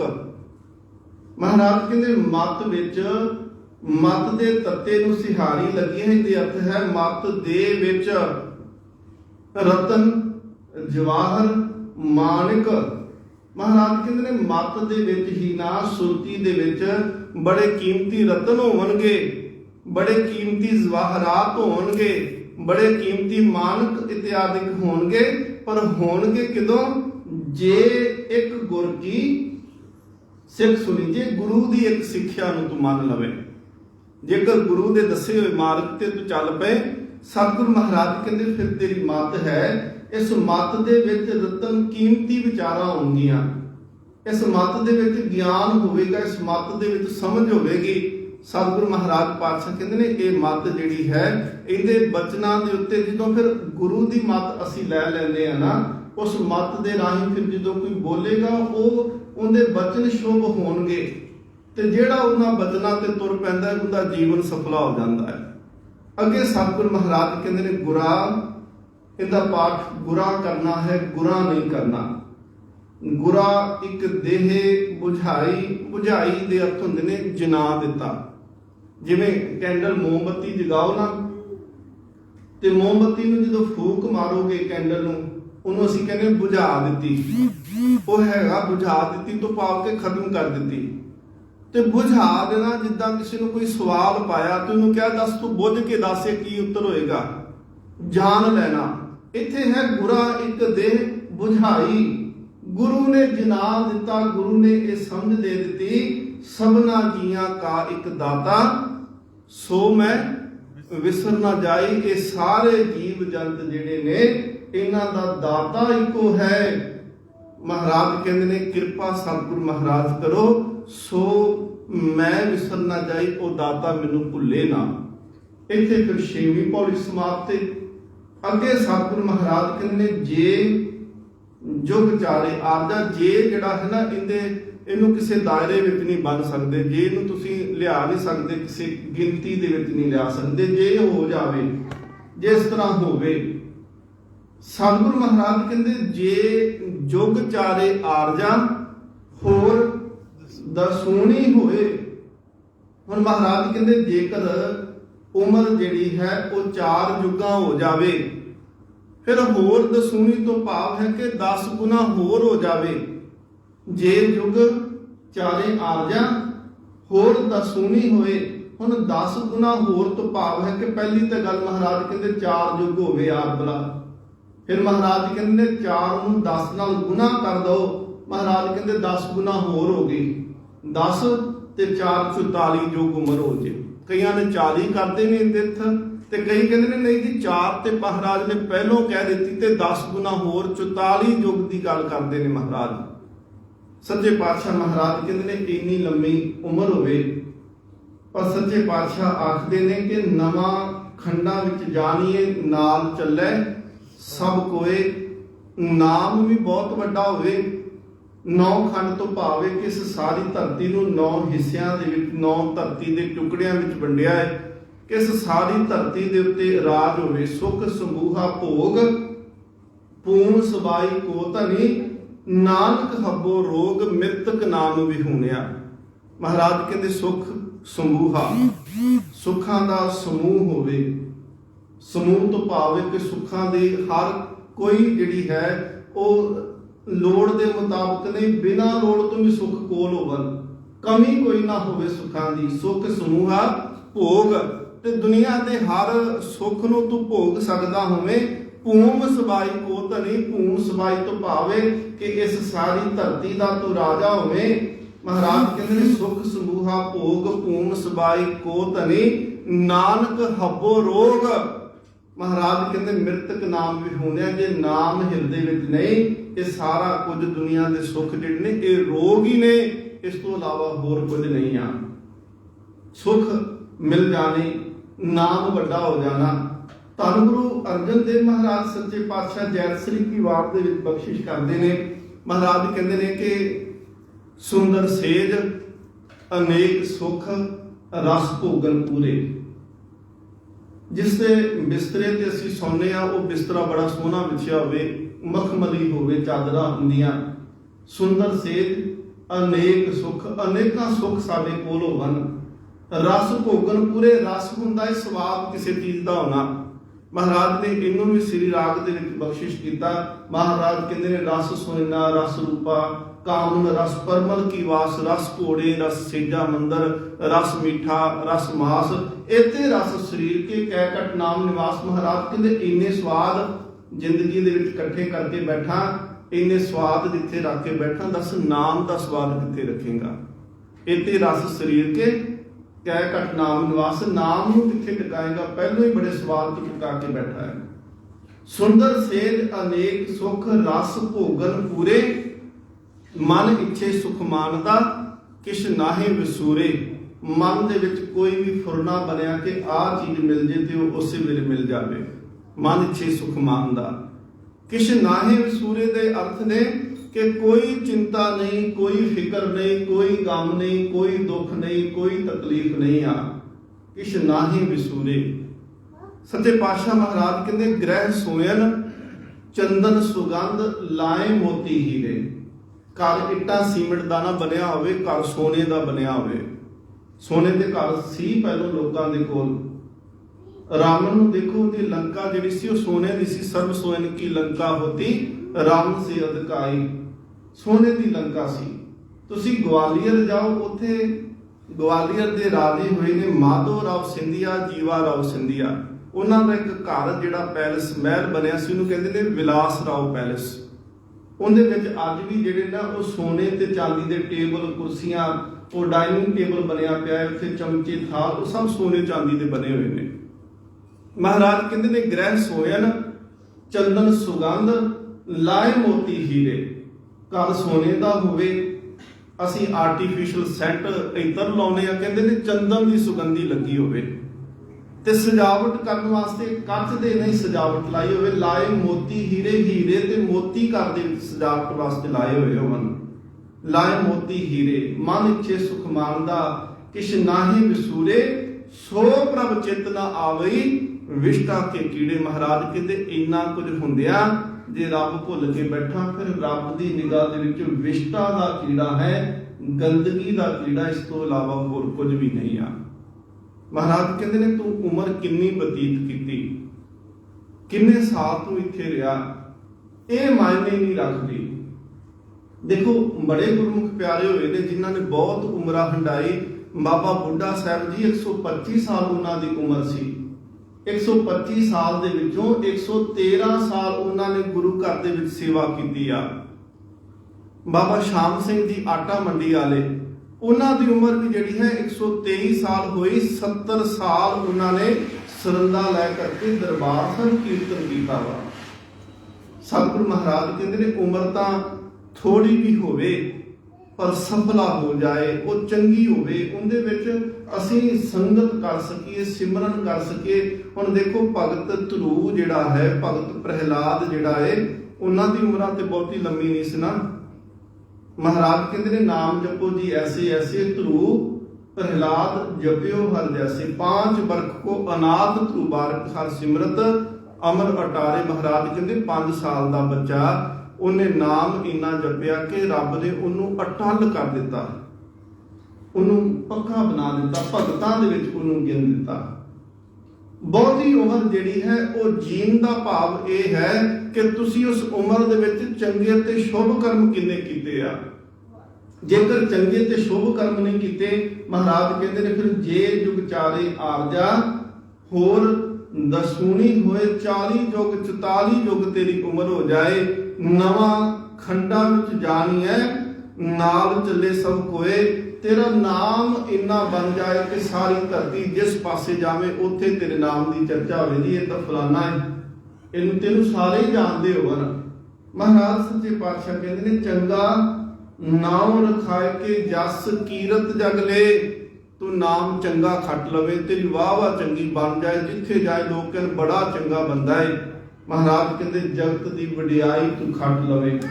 ਪਰ ਸੱਚੇ ਪਾਤਸ਼ਾਹ ਮਹਾਰਾਜ ਕਹਿੰਦੇ ਨੇ ਜੇ, ਫਿਰ ਮਹਾਰਾਜ ਨੇ ਕਿਹਾ ਜੇਕਰ ਤਿਸ ਨਦਰ ਨਾ ਆਵੇ, ਤਿਸ ਨਦਰ ਨਾ ਆਵੇ ਤੋਂ ਭਾਵ ਹੈ ਕਿ ਜੇਕਰ ਤੂੰ ਪਰਮਾਤਮਾ ਦੀ ਨਜ਼ਰ ਦੇ ਵਿੱਚ ਪ੍ਰਵਾਨ ਨਹੀਂ ਹੋਇਆ, ਮਹਾਰਾਜ ਕਹਿੰਦੇ ਤਾਂ ਬਾਤ ਨਾ ਪੁੱਛੇ ਕਿ ਜਿਵੇਂ ਕੋਈ ਆਮ ਜਿਹਾ ਬੰਦਾ ਹੋਵੇ ਨਾ, ਜਿੰਦੀ ਕੋਈ ਗੱਲਬਾਤ ਨਾ ਸਰਕਾਰੀ, ਨਾ ਦਰਬਾਰੀ, ਨਾ ਧਨ ਕੋਲ, ਨਾ ਬਹੁਤਾ ਜ਼ਿੰਦਗੀ ਦੇ ਵਿੱਚ ਅਹੁਦੇ ਕੋਲ, ਜਿੱਥੇ ਜਾਵੇ ਉਹਨੂੰ ਕੋਈ ਪਛਾਣਦਾ ਹੀ ਨਾ ਹੋਵੇ, ਕੋਈ ਗੱਲਬਾਤ ਹੀ ਨਾ ਪੁੱਛਦਾ ਹੋਵੇ। ਮਹਾਰਾਜ ਕਹਿੰਦੇ ਬਸ ਤੂੰ ਇੰਨਾ ਵੱਡਾ ਬਣ ਕੇ ਵੀ ਇੰਨੇ ਛੋਟੇ ਦੇ ਬਰਾਬਰ ਆ ਗਿਆ। ਮਹਾਰਾਜ ਕਹਿੰਦੇ ਤਾਂ ਬਾਤ ਨਾ ਪੁੱਛੇ ਕਿ ਐਵੇਂ ਦੀ ਤੇਰੀ ਹਾਲਤ ਹੈ ਰੱਬ ਦੇ ਘਰ ਦੇ ਵਿੱਚ, ਜਿਵੇਂ ਕਿਸੇ ਦੀ ਗੱਲ ਨਹੀਂ ਕੋਈ ਪੁੱਛੀ ਜਾਂਦੀ, ਜਿਵੇਂ ਕਿਸੇ ਦਾ ਕੋਈ ਨਾਮ ਹੀ ਨਾ ਜਾਣਦਾ ਹੋਵੇ। ਅੱਗੇ ਸਤਿਗੁਰੂ ਮਹਾਰਾਜ ਆਖਦੇ ਨੇ ਕੀਟਾਂ ਅੰਦਰ ਕੀਟ ਕਰ। ਮਹਾਰਾਜ ਕਹਿੰਦੇ ਨੇ ਕਿ ਦੇਖੋ ਜਿਹੜਾ ਨਾਮ ਭੁੱਲ ਜਾਂਦਾ ਹੈ ਨਾ, ਸੱਚੇ ਪਾਤਸ਼ਾਹ ਮਹਾਰਾਜ ਕਹਿੰਦੇ ਨੇ ਫਿਰ ਉਹ ਕੀਟਾਂ ਅੰਦਰ ਕੀਟ ਕਰ, ਦੋਸ਼ੀ ਦੋਸ਼ ਧਰੇ। ਮਹਾਰਾਜ ਕਹਿੰਦੇ ਉਹਦੇ ਉੱਤੇ ਫਿਰ ਦੋਸ਼ ਆਇਤ ਹੁੰਦਾ ਹੈ, ਉਹਦੇ ਉੱਤੇ ਦੋਸ਼ ਲੱਗ ਜਾਂਦਾ ਹੈ। ਦੋਸ਼ ਕੀ ਲੱਗਦਾ ਹੈ ਕਿ ਜਦੋਂ ਤੂੰ ਸੰਸਾਰ ਦੇ ਵਿੱਚ ਗਿਆ ਸੀ ਉਦੋਂ ਤੂੰ ਰੱਬ ਨੂੰ ਭੁੱਲ ਬੈਠਾ, ਤੈਨੂੰ ਭੇਜਿਆ ਕਿਸ ਕੰਮ ਵਾਸਤੇ ਸੀ। ਇੱਕ ਵਿਦਵਾਨ ਕਹਿੰਦਾ ਇਕਰਾਰੇ ਬਸ਼ਰ ਸਭੀ ਭੂਲ ਗਿਆ, ਜੋ ਉਧਰ ਕਹਿ ਕੇ ਚਲਾ ਥਾ ਉਹ ਇਧਰ ਆ ਕੇ ਭੂਲ ਗਿਆ। ਇੱਕ ਵਿਦਵਾਨ ਸੱਜਣ ਕਹਿੰਦਾ ਹੈ ਕਿ ਜਿਸ ਦਿਨ ਇਹ ਧਰਤੀ ਬਣੀ ਆ ਨਾ, ਸਾਡਾ ਵਜੂਦ ਜਿਹੜਾ ਹੈ ਨਾ, ਸਾਡੀ ਹਸਤੀ ਜਿਹੜੀ ਹੈ, ਸਾਡੀ ਆਤਮਾ ਜਿਹੜੀ ਹੈ, ਉਸ ਦਿਨ ਤੋਂ ਹੀ ਇਹ ਸਫ਼ਰ ਦੇ ਵਿੱਚ ਹੈ, ਉਸ ਦਿਨ ਤੋਂ ਹੀ ਇਹ ਤੁਰੀ ਆਉਂਦੀ ਹੈ। ਜਿਨ੍ਹਾਂ ਦਾ ਸਫ਼ਰ ਮੁੱਕ ਜਾਂਦਾ ਹੈ ਉਹ ਦੁਬਾਰਾ ਨਹੀਂ ਜਨਮਦੇ, ਜਿਨ੍ਹਾਂ ਦਾ ਸਫ਼ਰ ਨਹੀਂ ਮੁੱਕਦਾ ਉਹ ਫਿਰ ਜੰਮਦੇ ਨੇ ਤੇ ਫਿਰ ਮਰਦੇ ਨੇ, ਫਿਰ ਜੰਮਦੇ ਨੇ। ਮਹਾਰਾਜ ਕਹਿੰਦੇ ਇਸ ਸਜ਼ਾ ਦੇ ਵਿੱਚ ਹੀ ਉਹ ਚੱਲਦੇ ਰਹਿੰਦੇ ਨੇ, ਜੰਮ ਮਰੇ, ਮਰੇ ਫਿਰ ਜੰਮੇ, ਬਹੁਤ ਸਜਾਏ ਪਿਆ ਦੇਸ਼ ਲੰਮੇ। ਉਹਨਾਂ ਨੂੰ ਲੰਮੀ ਸਜ਼ਾ ਮਿਲੀ ਹੋਈ ਆ। ਸੱਚੇ ਪਾਤਸ਼ਾਹ ਮਹਾਰਾਜ ਉਹਨਾਂ ਦੇ ਹਜ਼ੂਰੀ ਕਵੀ ਗੁਰੂ ਗੋਬਿੰਦ ਸਿੰਘ ਮਹਾਰਾਜ ਜੀ ਦੇ ਭਾਈ ਨੰਦ ਲਾਲ ਸਾਹਿਬ, ਉਹ ਕਹਿੰਦੇ ਨੇ ਕਿ ਹਵਾ ਨਾ ਬੂਦੋ ਮਨ ਬੂਦਮ, ਹਵਾ ਜਦੋਂ ਆ ਮਾਇਆ ਦਾ ਪਸਾਰਾ ਨਹੀਂ ਸੀ। ਪਹਿਲੋਂ ਮਹਾਰਾਜ ਕਹਿੰਦੇ ਆ ਨਾ ਕਿ ਪਹਿਲੋਂ ਮੇਰੀ ਹਸਤੀ ਹੈ, ਮੈਂ ਆਪਣੇ ਆਪ ਤੋਂ ਹਾਂ। ਫਿਰ ਮਹਾਰਾਜ ਕਹਿੰਦੇ ਦੂਸਰੀ ਮਾਇਆ ਰਚੀ, ਮਾਇਆ ਦੇ ਨਾਲ ਫਿਰ ਇਹ ਸੰਸਾਰ ਰਚ ਦਿੱਤਾ। ਏਕਾ ਮਾਈ ਜੂਤ ਵਿਆਈ, ਤਿੰਨ ਚੱਲੇ ਪਰਿਵਾਰ। ਸਤਿਗੁਰੂ ਮਹਾਰਾਜ ਪਾਤਸ਼ਾਹ ਜੀ ਦੇ ਪਿਆਰੇ ਭਾਈ ਨੰਦ ਲਾਲ ਸਾਹਿਬ ਆਖਦੇ ਨੇ, ਹਊਆ ਨਾ ਬੂਦੋ ਮਨ ਬੂਦਮ, ਅਸੀਂ ਉਦਨ ਵੀ ਸਾਹ ਜਿੱਦਨ ਹਊਆ। ਇਹ ਮਾਇਆ ਦਾ ਪਸਾਰਾ ਨਹੀਂ ਸੀ। ਇਹ ਕਸ ਨਾ ਬੂਦੋ ਮਨ ਬੂਦਮ। ਹੁਣ ਤੁਸੀਂ ਅੰਦਾਜ਼ਾ ਲਾ ਕੇ ਦੇਖ ਲਓ ਕਿ ਸਾਇੰਸ ਆਖਦੀ ਹੈ ਕਿ ਹਜ਼ਾਰਾਂ ਸਾਲ ਹੋ ਗਏ ਇਸ ਧਰਤੀ ਨੂੰ। ਇਹ ਜਦੋਂ ਧਰਤੀ ਬਣੀ, ਇਹ ਬਿਗ ਬੈਂਗ, ਇਹ ਧਰਤੀ ਵਿਸਫੋਟ ਹੋਇਆ, ਬ੍ਰਹਿਮੰਡ ਸਾਧ ਦਿੱਤਾ, ਕਈ ਧਰਤੀਆਂ ਬਣ ਗਈਆਂ, ਗੈਸਾਂ ਸੀ, ਇੱਥੇ ਧੁੰਦੂ ਕਾਲਾ ਵਰਤਦਾ ਪਿਆ ਸੀ, ਗੈਸਾਂ ਠੰਡੀਆਂ ਹੋਈਆਂ, ਦਿਨ ਰਾਤ ਬਣੇ, ਪਸ਼ੂ ਪੰਛੀ ਬਣੇ, ਜੀਵ ਜੰਤ ਬਣੇ। ਮਨੁੱਖ ਦੀ ਹੋਂਦ ਚਲੋ ਉਹਨਾਂ ਕਹਿ ਦਿੱਤਾ ਕਿ ਬਾਂਦਰ ਤੋਂ ਅੱਗੇ ਜਾ ਕੇ ਵਿਕਸਿਤ ਹੋਇਆ, ਪਰ ਅੰਦਾਜ਼ਾ ਲਾ ਕੇ ਦੇਖੋ ਕਿ ਅਸੀਂ ਤੁਰੇ ਕਿੱਥੋਂ ਆ ਤੇ ਅੱਜ ਪਹੁੰਚੇ ਕਿੱਥੋਂ ਤੱਕ ਰਿਹਾ। ਅੰਦਾਜ਼ਾ ਲਾ ਕੇ ਦੇਖੋ ਕਿ ਅੱਜ ਵੀ ਸਾਨੂੰ ਲੱਗਦਾ ਹੈ ਕਿ ਸਾਡੀ ਜ਼ਿੰਦਗੀ ਦਾ ਜਿਹੜਾ ਸਫ਼ਰ ਹੈ ਅਸੀਂ ਐਕਟੀ ਮੁਕਾ ਲਵਾਂਗੇ। ਅੱਜ ਵੀ ਲੱਗਦਾ ਹੈ ਕਿ ਅਬ ਕੀ ਬਾਰ ਬਖਸ਼ ਬੰਦੇ ਕੋ ਮੋਹਰ ਨਾ ਪਵਜਲ। ਤੇਰਾ ਅੱਜ ਮਹਿਸੂਸ ਹੁੰਦਾ ਹੈ ਕਿ ਬਹੁਤ ਜਨਮ ਵਿਛੜੇ ਥੇ ਮਾਧੋ। ਇਹ ਜਨਮ ਇਹ ਨਹੀਂ ਕਿਹਾ ਕਿ ਆ ਸ਼ਾਮ ਦਾ ਸਮਾਂ 1 ਘੰਟਾ ਹੀ ਆਇਆ ਕਰਨਾ ਗੁਰਦੁਆਰੇ, ਸਵੇਰੇ ਆਇਆ ਕਰਾਂਗੇ, ਸ਼ਾਮ ਨੂੰ ਆ ਜਾਇਆ ਕਰਾਂਗੇ, ਵੀਕਐਂਡ ਤੇ ਆ ਜਾਇਆ ਕਰਾਂਗੇ, ਸੰਗਰਾਂਦ ਤੇ ਆ ਜਾਇਆ ਕਰਾਂਗੇ, ਕਿਸੇ ਫੈਸਟੀਵਲ ਤੇ ਪਹੁੰਚ ਜਾਾਂਗੇ। ਨਹੀਂ, ਉਹ ਕਹਿੰਦੇ ਪਏ ਨੇ ਇਹ ਜਨਮ ਤੁਮਾਰੇ ਲਿਖੇ, ਬਹੁਤ ਜਨਮ। ਜਿੱਦਨ ਅੰਦਰ ਦੀ ਗਰੀਬੀ ਪਤਾ ਲੱਗ ਗਈ, ਜਿੱਦਨ ਇਹ ਪਤਾ ਲੱਗ ਗਿਆ ਕਿ ਅਸੀਂ ਰੱਬ ਤੋਂ ਵਿਛੜੇ ਕਦੋਂ ਦੇ ਆ, ਉਦੋਂ ਗਿਣਤੀ ਵੀ ਨਹੀਂ ਹੋਏਗੀ ਕਿ ਜਨਮ ਕਿੰਨੇ ਲੰਘ ਚੁੱਕੇ ਸੀ। ਮਹਾਰਾਜ ਕਹਿੰਦੇ ਇਹੀ ਤੇਰਾ ਅਵਸਰ, ਇਹੀ ਤੇਰੀ ਬਾਤ। ਮਹਾਰਾਜ ਸੱਚੇ ਪਾਤਸ਼ਾਹ ਕਹਿੰਦੇ ਨੇ ਕਿ ਕਿਉਂ ਤੂੰ ਰੱਬ ਨੂੰ ਚੇਤੇ ਨਹੀਂ ਕਰਦਾ ਪਿਆ, ਕਿਉਂ ਤੇਰੇ ਹਿਰਦੇ ਵਿੱਚ ਉਹਦੀ ਯਾਦ ਨਹੀਂ ਆਉਂਦੀ ਪਈ। ਤੂੰ ਕਿੰਨੇ ਕੁ ਜਨਮਾਂ ਦੇ ਵਿੱਚੋਂ ਨਿਕਲ ਕੇ ਆਇਆ, ਕਿੰਨੀਆਂ ਕਿ ਜੂਨਾਂ ਚੋਂ ਨਿਕਲ ਕੇ ਆਇਆ। ਸ਼ੁਕਰ ਕੁਕਰ ਜੋਨ ਭਰਮੇ ਤੋਂ ਲਾਜ ਨਾ ਆਈ। ਫਿਰ ਤੂੰ ਉੱਥੇ ਜਾਣਾ ਚਾਹੁੰਦਾ ਹੈ, ਉਸ ਗੇੜ ਦੇ ਵਿੱਚ ਫਿਰ ਪੈਣਾ ਚਾਹੁੰਦਾ ਹੈ। ਵਿਦਵਾਨ ਉਦਾਹਰਨ ਦਿੰਦੇ, ਕਹਿੰਦੇ ਇੱਕ ਗੋਲ ਕਮਰਾ, ਉਹਦੇ ਵਿੱਚ ਇੱਕੋ ਹੀ ਦਰਵਾਜ਼ਾ ਹੈ ਤੇ ਬੰਦੇ ਦੀਆਂ ਅੱਖਾਂ ਦੇ ਉੱਤੇ ਪੱਟੀ ਬੰਨ੍ਹ ਦਿੱਤੀ ਕਿਹਾ ਕਿ ਦਰਵਾਜ਼ਾ ਹੈ, ਤੂੰ ਨਿਕਲ ਸਕਦਾ ਇਸ ਦਰਵਾਜ਼ੇ ਚੋਂ ਬਾਹਰ, ਪਰ ਕਮਰੇ 'ਚ ਬਿਲਕੁਲ ਹਨੇਰਾ। ਉਹਨੂੰ ਕੰਧ ਦੇ ਨਾਲ ਹੱਥ ਰਖਾ ਦਿੱਤਾ, ਉਹ ਘੁੰਮਦਾ ਘੁੰਮਦਾ ਆਇਆ। ਜਦੋਂ ਦਰਵਾਜ਼ਾ ਆਇਆ ਜਿੱਥੇ ਖੋਲ੍ਹਣਾ ਸੀ, ਉੱਥੋਂ ਕੰਧ ਤੋਂ ਹੱਥ ਛੱਡ ਕੇ ਫਿਰ ਗਾਂਹ ਜਾ ਕੇ ਹੱਥ ਰੱਖ ਲਿਆ, ਦਰਵਾਜ਼ਾ ਫਿਰ ਨਿਕਲ ਗਿਆ, ਫਿਰ ਉਹੀ ਚੱਕਰ 'ਚ ਪੈ ਗਿਆ। ਮਹਾਰਾਜ ਸੱਚੇ ਪਾਤਸ਼ਾਹ ਕਹਿੰਦੇ ਇਹ ਪੌੜੀ ਹੈ, ਇਹ ਤੂੰ ਸਿਖਰ ਤੇ ਪਹੁੰਚ ਚੁੱਕਾ ਹੈ। ਮਨੁੱਖਾ ਜਨਮ ਜਿਹੜਾ ਹੈ ਇਹ ਦੁਰਲੱਭ ਤੈਨੂੰ ਮਿਲਿਆ ਹੈ, ਇਹ ਬਾਰ-ਬਾਰ ਮਿਲਣ ਵਾਲਾ ਨਹੀਂ। ਜੇ ਤੂੰ ਐਵੇਂ ਹੀ ਇਹਨੂੰ ਗੁਜ਼ਾਰਦਾ ਰਿਹਾ ਤੇ ਅੱਗੇ ਤੂੰ ਸੋਚ ਕੇ ਅੱਗੇ ਜੀਵਨ ਕਿਵੇਂ ਦਾ ਹੋਵੇਗਾ।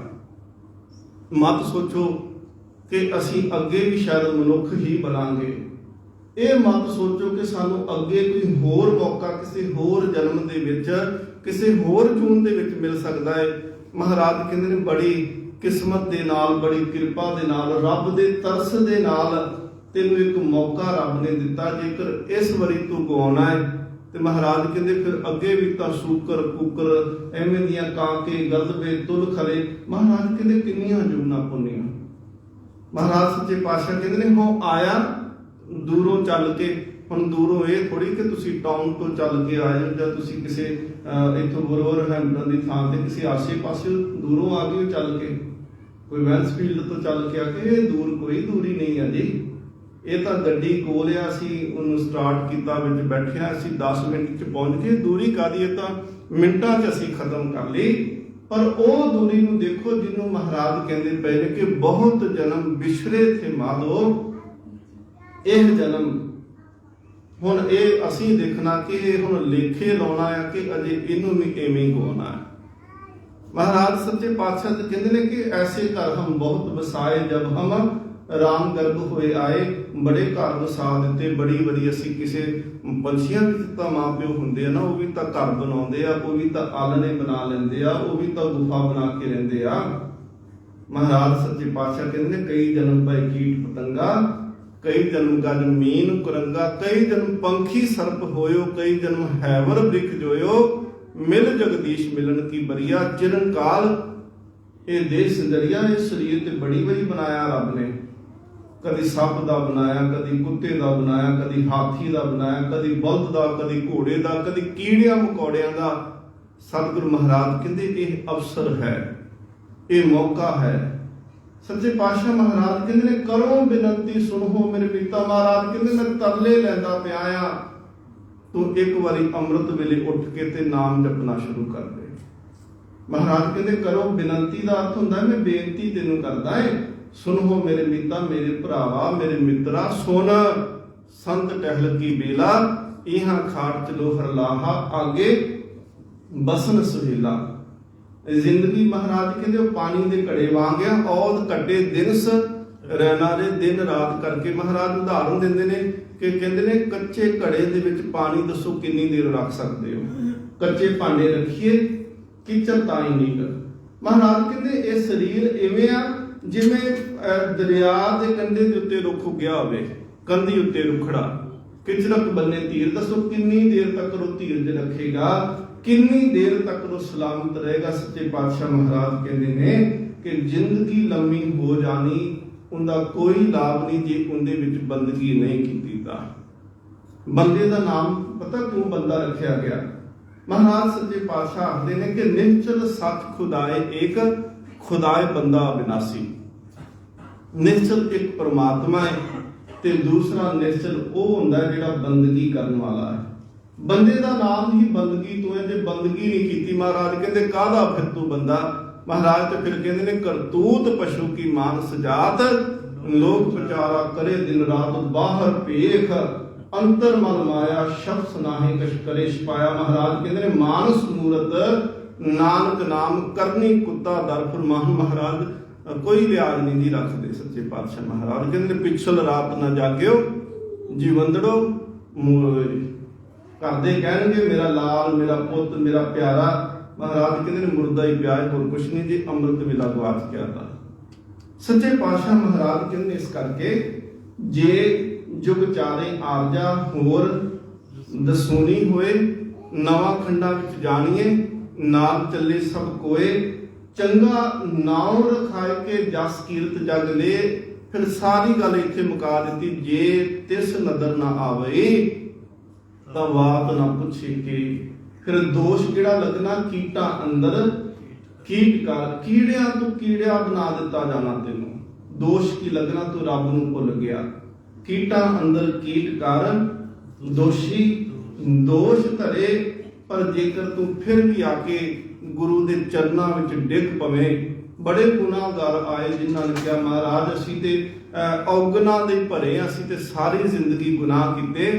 सच्चे पातशाह महाराज कहते फिर दाता इन्ना बेअंतिया नानक निर्गुण गुण करे, जिंदे विच कोई गुण नहीं, पापां दा भरिया निर्गुण है।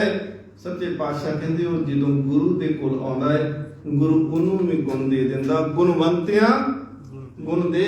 जे गुनाह बख्शाउण वास्ते आवांगे महाराज गुनाह बख्श देगा, ते जिंदे पहलों बख्श दिते जो गुरु दी हजूरी विच आए उन्होंने महाराज होर गुण दे दिंदा है। तेहा कोई ना सुझाई, तेरे वर्गा होर कोई भी नहीं दिसदा पिया। सुझाई सोझी नहीं, सानू कोई समझ नहीं कि कोई तेरे वर्गा होर हो सकता है जे तिस गुण कोई करे। महाराज कहते जे तेरे वांग कोई कृपा करके साडा जीवन बदल दे। इथों तक 7 पौड़ियां सतगुरु महाराज जी ने जो बख्शिश कीतियां उन्हां दी विचार आपां सांझी कीती। अगे महाराज ने 4 पौड़ियां जिहड़ियां ने ना वो सुनिया दियां दित्तियां ने, जिन्होंने महाराज पिछे कह के है ना सुनिया मन्निया मन कीता पाओ। पहले सुनिया, सुन के फिर मन लिया, ते मन के फिर हिरदे विच वसा लिया। जिन्हों महाराज पातशाह कहते थाल विच 3 वस्तु पईओ, 7 संतोख विचारो, अमृत नाम ठाकुर का पयो, जिसका सबस आधारो। जे को खावे जे को पुंजै, तिसका होए उदारो। खावे ते पचा लवे। महाराज कहते सुनिया मन्निया मन कीता पाओ, इनू पचाउणा है।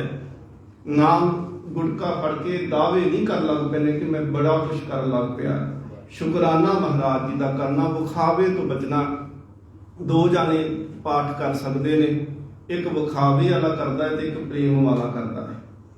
ਵਿਖਾਵੇ ਵਾਲਾ ਕਰੇਗਾ, ਉਹ ਗੁਟਕਾ ਫੜ ਕੇ ਦਿਖਾਏਗਾ ਜੀ, ਲੋਕ ਵੇਖ ਕੇ ਕਹਿੰਦੇ ਬੱਲੇ ਬੱਲੇ ਕਿੰਨੇ ਪਾਠ ਕਰਦਾ ਹੈ ਜੀ ਪਿਆ। ਪ੍ਰੇਮ ਵਾਲਾ ਜਿਹੜਾ ਹੈ ਉਹ ਪ੍ਰੇਮ ਦੇ ਆਸਰੇ ਤੇ ਕਰਦਾ ਪਿਆ, ਉਹਦੇ ਮਨ 'ਚ ਪ੍ਰੇਮ ਆ। ਉਹ ਕਹਿੰਦਾ ਮੈਂ ਪਾਠ ਨਹੀਂ ਕਰਦਾ, ਮੈਂ ਤੇ ਗੁਰੂ ਦੇ ਨਾਲ ਗੱਲਾਂ ਕਰਦਾ ਪਿਆ ਹੈ। ਸਤਿਗੁਰੂ ਮਹਾਰਾਜ ਬਖਸ਼ਿਸ਼ ਕਰਨਗੇ। 4 ਪੌੜੀਆਂ ਸੁਣਿਆ ਦੀਆਂ, ਫਿਰ 1 ਪੌੜੀ ਮੰਨੇ ਦੀ ਤੇ 3 ਮੰਨੇ ਦੀਆਂ। ਗੁਰੂ ਕਿਰਪਾ ਜਿਵੇਂ ਕਰੇਗਾ ਅੱਗੇ ਆਪਾਂ ਵਿਚਾਰ ਸਾਂਝੀ ਕਰਾਂਗੇ। ਆਪ ਸੰਗਤ ਅਸੀਸ ਬਖਸ਼ਿਓ, ਅਰਦਾਸ ਕਰਿਆ ਕਰੋ ਸੱਚੇ ਪਾਤਸ਼ਾਹ ਮਹਾਰਾਜ ਆਪ ਕਿਰਪਾ ਕਰੋ, ਤੁਸੀਂ ਸੁਣ ਸਕੋ ਤੇ ਮੈਂ ਤੁਹਾਨੂੰ ਸੁਣਾ ਸਕਾਂ। ਇਹ ਤੁਹਾਡੀਆਂ ਅਰਦਾਸਾਂ, ਤੁਹਾਡੀਆਂ ਅਸੀਸਾਂ ਨੇ ਕਿ ਸਤਿਗੁਰੂ ਮਹਾਰਾਜ ਜੀ ਦੀ ਹਜ਼ੂਰੀ ਵਿੱਚ ਬੈਠ ਕੇ ਕੁਝ ਕਹਿਣ ਦਾ ਯਤਨ ਕਰੀਦਾ ਹੈ। ਬੋਲਦਿਆਂ ਹੋਈਆਂ ਬੇਅੰਤ ਫੁੱਲਾਂ ਦੀ ਖਿਮਾ। ਆਓ 2-4 ਮਿੰਟ ਵਾਸਤੇ ਗੁਰਮੰਤਰ ਦਾ ਜਾਪ ਕਰੀਏ, ਫਿਰ ਸਤਿਗੁਰੂ ਮਹਾਰਾਜ ਜੀ ਦੇ ਚਰਨਾਂ 'ਚ ਅਰਦਾਸ ਬੇਨਤੀ ਕਰੀਏ ਜੀ। ਵਾਹਿਗੁਰੂ ਵਾਹਿਗੁਰੂ ਵਾਹਿਗੁਰੂ ਵਾਹਿਗੁਰੂ